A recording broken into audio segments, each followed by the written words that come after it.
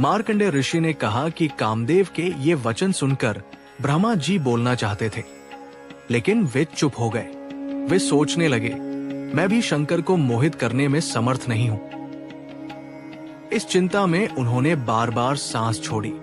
उनकी सांस की हवा से अनेक रूपों वाले महाबलवान और भयंकर गण उत्पन्न हुए। कुछ गण घोड़े, कुछ हाथी, कौवे जैसे मुख वाले थे।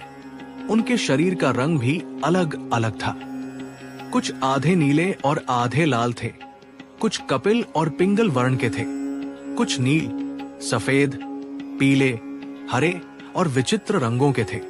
वे गण शंख और घंटे बजा रहे थे और कुछ मृदंग, डिमडिम और गोमुख बजा रहे थे।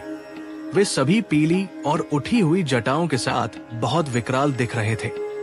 वे रथों पर चलते थे और उनके हाथों में शूल, पाश, खड्ग और धनुष थे। उनके पास अनेक प्रकार के हथियार थे और वे बहुत बलवान थे।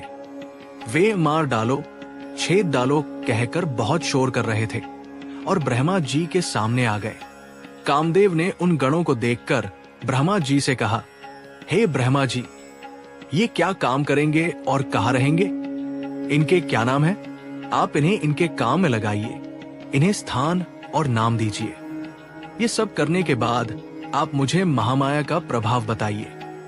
मार्कंडेय ऋषि ने कहा कि कामदेव के वचन सुनकर ब्रह्मा जी ने उन गणों से कहा, जब तुम उत्पन्न हुए तो तुम बार बार मार डालो बोल रहे थे, इसलिए तुम्हारा नाम मार होगा। बिना पूजा के तुम सदा ही जीवों के लिए बाधा बनोगे। हे कामदेव, इन गणों का मुख्य काम तुम्हारा साथ देना होगा। जब भी तुम अपने काम के लिए जाओगे, ये तुम्हारी मदद के लिए जाएंगे। ये तुम्हारे अस्त्रों के वश में होकर ज्ञानियों के मन को भ्रमित करेंगे और हमेशा ज्ञान के मार्ग में बाधा डालेंगे। ये सभी कामरूप वाले और बहुत तेज होंगे और तुम इन सब के गणों के अध्यक्ष होगे। मार्कंडेय ऋषि ने कहा कि ये सुनकर सभी गण ब्रह्मा जी और कामदेव को प्रणाम करके अपनी इच्छा के अनुसार चले गए। उनके बारे में क्या वर्णन किया जा सकता है, क्योंकि वे सब तपस्वी थे। वे हमेशा वैरागी और महान आत्मा वाले थे। इसके बाद ब्रह्मा जी बहुत प्रसन्न होकर कामदेव को योग निद्रा का महात्म्य बताने लगे। ब्रह्मा जी ने कहा, जो सत्व, रज और तम गुणों द्वारा अव्यक्त और व्यक्त रूप से अर्थ को विभाजित करती है, वही विष्णु माया के नाम से कही जाती है।